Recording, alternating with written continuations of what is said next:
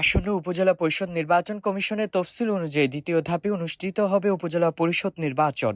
তারই ধারাবাহিকতায় গত 2 মে বৃহস্পতিবার বিকেল 4:30 সময় রাজশাহী জেলা দুর্গাপুর উপজেলার 6 নং মারিয়া ইউনিয়ন আওয়ামী লীগের আয়োজিত ইউনিয়ন যুবলীগের সভাপতি মোহাম্মদ মিঠুনের সভাপতিত্বে ও ইউনিয়ন আওয়ামী লীগের সাধারণ সম্পাদক মোহাম্মদ আফতাব হোসেন জনির সঞ্চালনায় উপজেলা নির্বাচন পরিচালনা কমিটি গঠন ও বর্ধিত সভার অনুষ্ঠান অনুষ্ঠিত হয়। অনুষ্ঠানের প্রধান অতিথি হিসেবে উপস্থিত ছিলেন তরুণ প্রজন্মের উদীয়মান নেতা, বিশিষ্ট সমাজসেবী, সাবেক ছাত্রলীগ রাজশাহী জেলা শাখার সদস্য, দুর্গাপুর পৌর আওয়ামী লীগের সাধারণ সম্পাদক, উপজেলা চেয়ারম্যান প্রার্থী প্রভাষক মোহাম্মদ শরীফুজ্জামান শরীফ। বিশেষ অতিথি হিসেবে উপস্থিত ছিলেন দুর্গাপুর উপজেলা সাবেক ছাত্রলীগের সভাপতি ও দুর্গাপুর পৌর মেয়র মোহাম্মদ সাজিদুর রহমান মিঠু, দুর্গাপুর উপজেলা আওয়ামী লীগের সভাপতি বীর মুক্তিযোদ্ধা আব্দুল মান্নান ফিরোজ,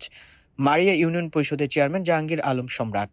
3 নং যুগ্ম সাধারণ সম্পাদক আবু ওবায়দা মাসুম, পৌর আওয়ামী লীগের সভাপতি আজাহার আলী, ছাত্রলীগ নেতা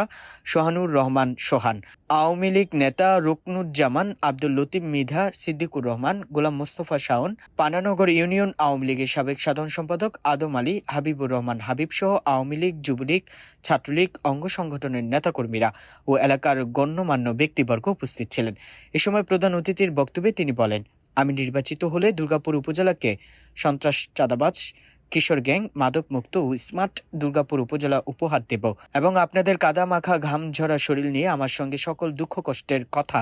যে কোনো সমস্যার কথা বলবেন, আমি সেটি তাৎক্ষণিক সমাধান করার চেষ্টা করব ইনশাল্লাহ। তাই সকল ভেদাভেদ দ্বন্দ্ব ভুলে কাঁধে কাঁধ মিলিয়ে একসঙ্গে আগামী 21 মে আমার মোটরসাইকেল মার্কায় প্রতীকে ভোট দিয়ে আমাকে জয়যুক্ত করবেন। এই বর্ধিত সভার অনুষ্ঠানটি শুরুতেই কোরআন তেলাওয়াত ও শেষে মোনাজাত করে শেষ হয়।